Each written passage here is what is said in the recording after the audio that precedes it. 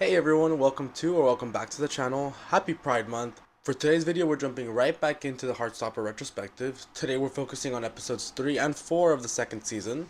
So yeah, let's get started with episode 3. Episode 3 starts off with Charlie and Isaac helping Tao create the perfect date for him and Elle to go on. You see, Tao has finally decided to ask Elle out, which is amazing. We ship them, of course we do. But to do so, he has to create the perfect date.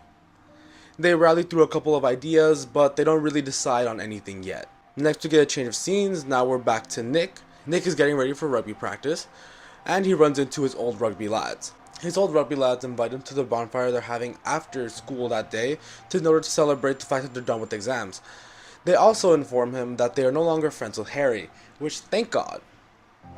Don't really know why they were friends with him in the first place, but at least they cut him out. They also tell him that Charlie's invited as well, obviously because he's their friend. They also apologize to Nick for not standing up for Charlie last season when they were at the movies. They also point out that they do realize that Nick and Charlie are good mates. Which, good mates?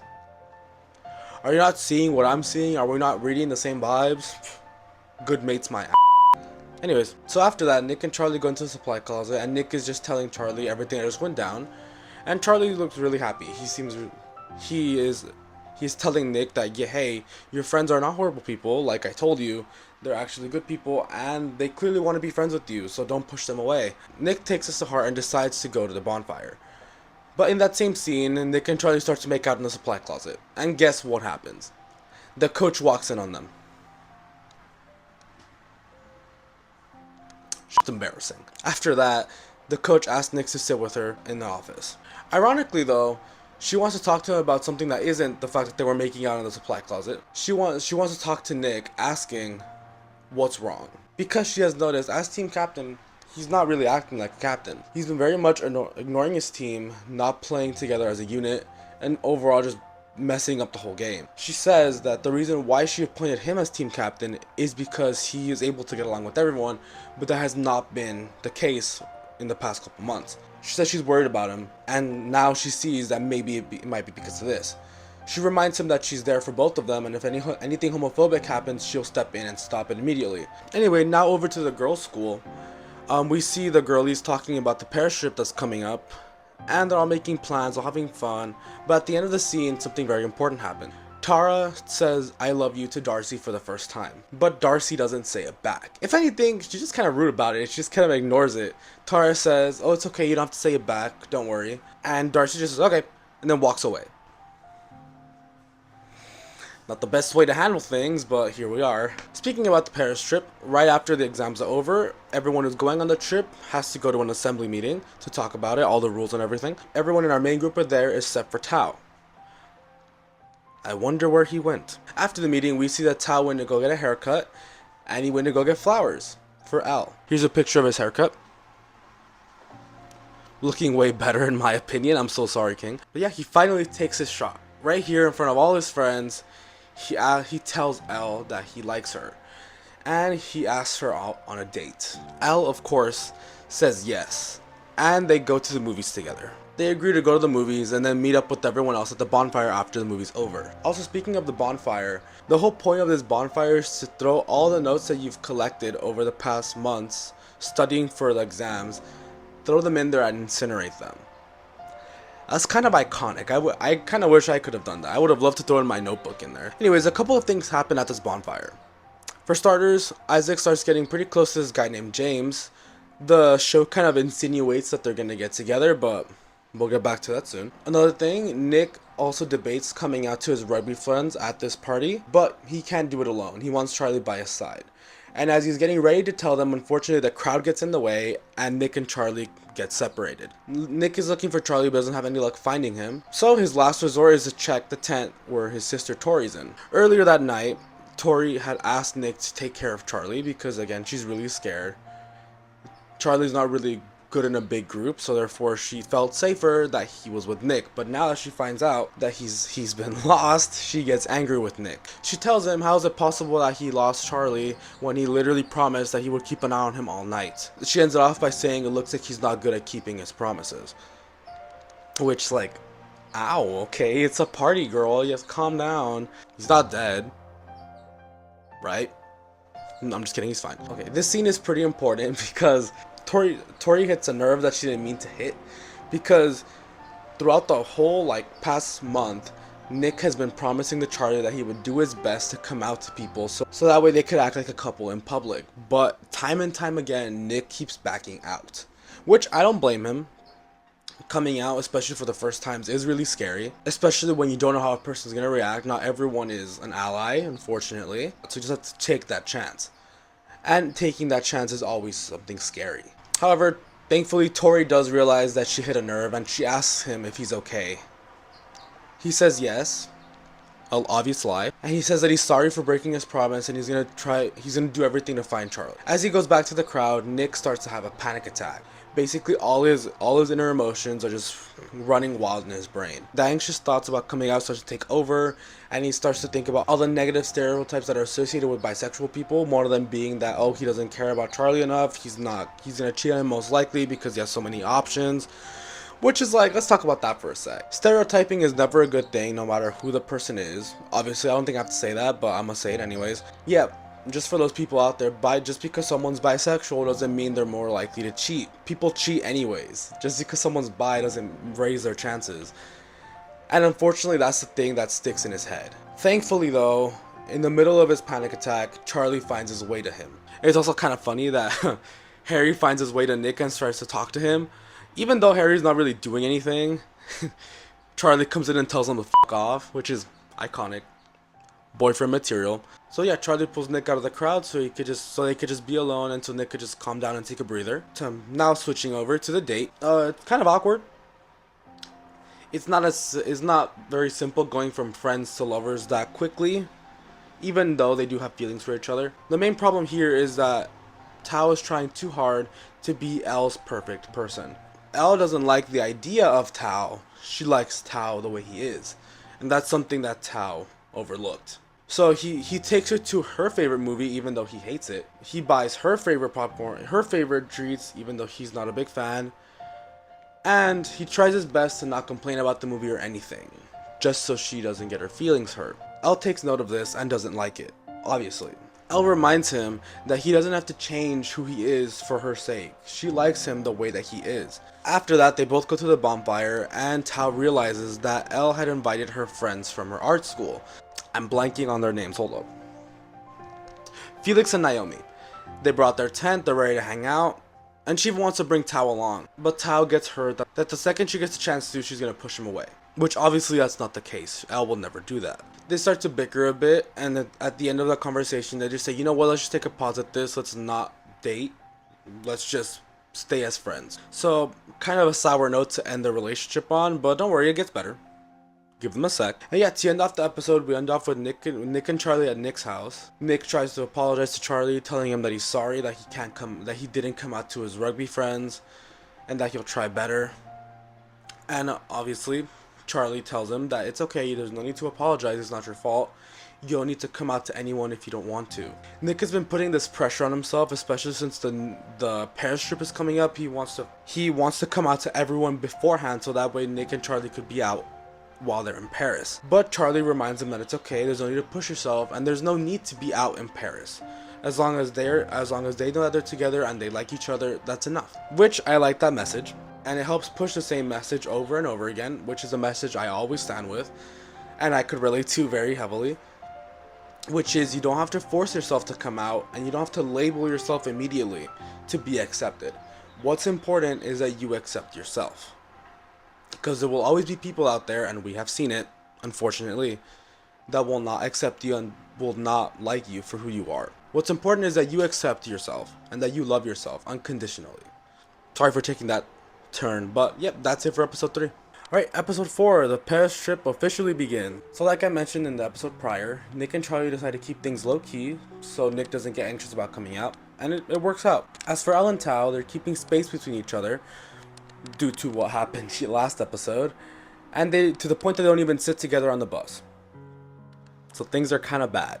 As for our favorite girlies, Tara and Darcy, Darcy still won't talk to Tara about why she acted in a weird way when Tara told her that she loved her. And this weighs heavily on Tara's mind. Once they get to the hotel they're staying at, we find out that the boys are staying in one room.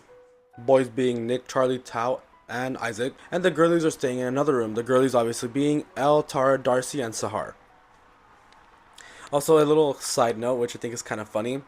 Nick and Charlie obviously wanted to share a bed, but the second that the boys get into their room, Isaac chooses one bed and Tao chooses the other, because they have a preference of which side of the bed they sleep on.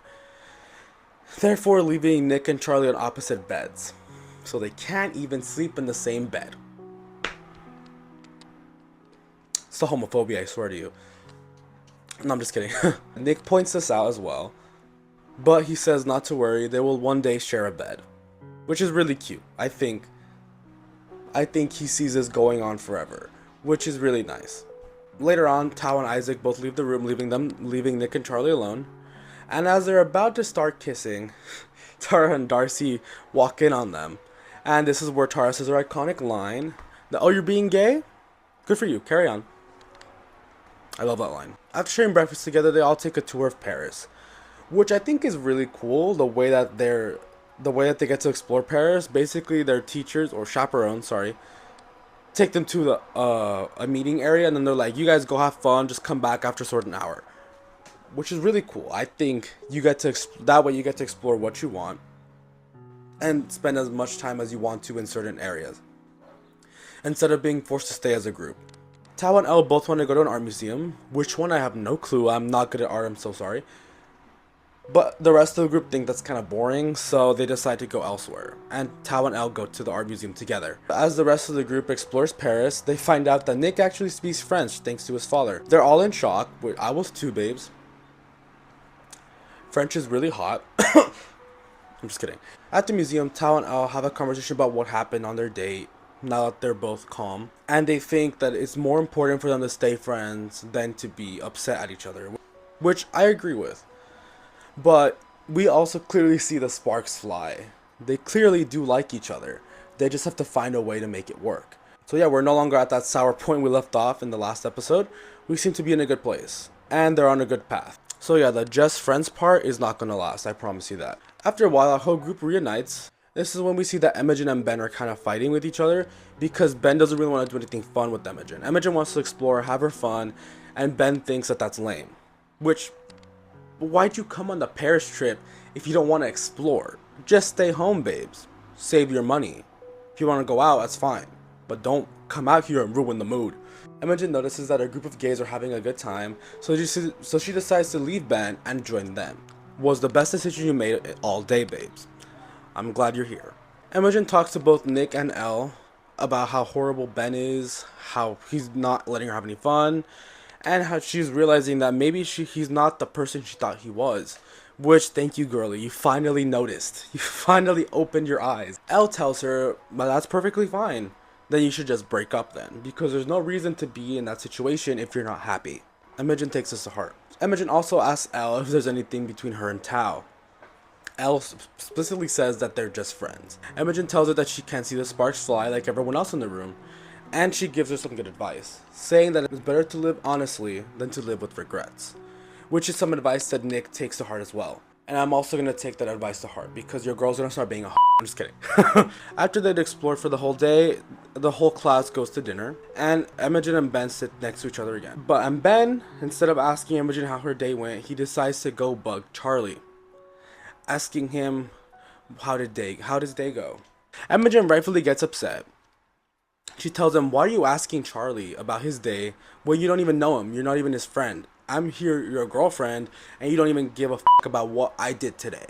She finally stands up and she's like, "You know, I'm gonna break up with you. I deserve better. I deserve better than someone who doesn't even care about me." And she also points out that she doesn't know why she's so obsessed with Charlie. And at the end of the day, she doesn't care. What matters is that the relationship is over and that she finally realized that she deserves better. A round of applause. Unfortunately, to end it off, Ben calls her a which is like, okay, sit your ass down. You do not call her that. And you know you've messed up when even Harry jumps in and tells Ben that there's no need to call her that just for standing up for herself. Ben is in the wrong and everyone knows it. Anyways, after that, Ben walks out. Which, thank God, the room is better now that he's gone. And Imogen goes to the restroom to cry. Our poor girlie. Anyway, both Nick and Charlie go in to check on her to make sure that she's okay. Don't worry guys, she's doing okay. Just crying a little. She asks Charlie if there was ever anything between him and Ben, but she quickly redacts her question, saying that it doesn't matter and it's not her business. Which, right. She thanks both of them for being there for her, and she asks for a hug, saying that that might help her out. So both of them give her a hug, which is really cute, I think. I just like the fact that they're friends. I just like the fact that Imogen has finally found a good group of friends to associate herself with that will actually help her out and not push her down. And also, I feel like if I were to get a hug from them, my depression would probably be cured. I don't know, that's just me though. Anyways, after dinner, everyone returns to the hotel rooms, and Nick gives Tao a bit of advice. Tao says that Elle is amazing, and he's nowhere near as amazing enough to go out with her. And Nick reminds him, yes, Elle is amazing, but that doesn't mean that Tao isn't amazing as well. Nick tells him that he loves the way that Tao cares for his friends, how he's very passionate, and how he wants to make everyone feel better. That he thinks that he is an amazing person, and that he shouldn't be afraid, or he shouldn't think that he isn't enough for Elle, and that he should never let his doubts hold him back. Which I think this is really nice. I feel like we don't always see these scenes between Nick and Tao, but they're there. And I really do think that their friendship is getting stronger as well. At the end of the episode, we see that both Isaac and Tao left the room again, leaving Nick and Charlie alone once again. And this time they're not interrupted. They do start making out a little bit more passionately than before, to the point that Nick even starts kissing Charlie's neck. We don't think much of it up until the morning after. Charlie goes into the restroom to wash his teeth, and he sees that he has a huge hickey on his neck. My boy is but I guess we'll wait and see what happens in the next episode. And yeah, that's it for episodes 3 and 4. My final thoughts. I like Tao and Elle's will they won't they. Clearly they will.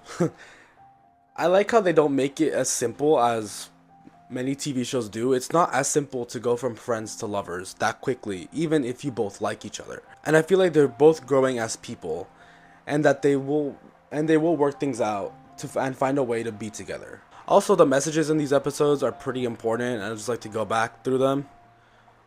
Don't change yourself for someone else.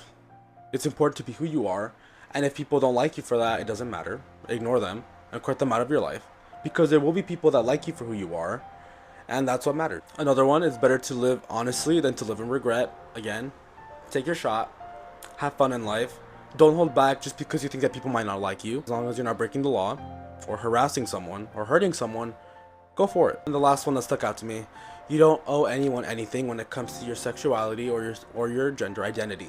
As long as you love yourself for who you are and accept yourself for being you, that's all that really matters. As for everyone else, that's their choice. They may sound a great person if they end up leaving you behind. And that's the message of Pride. Because remember, it is Pride Month. Anyways guys, that's it for me today. Thank you so much for watching. If you don't mind, please like and subscribe. Really helps me out a lot. Sorry for the break I took. I've been going through it, as I'm pretty sure everyone else has as well. But now more than ever, I say this from the heart. Please be safe out there. And yeah, again, thank you guys so much for watching. Have a good one. Bye.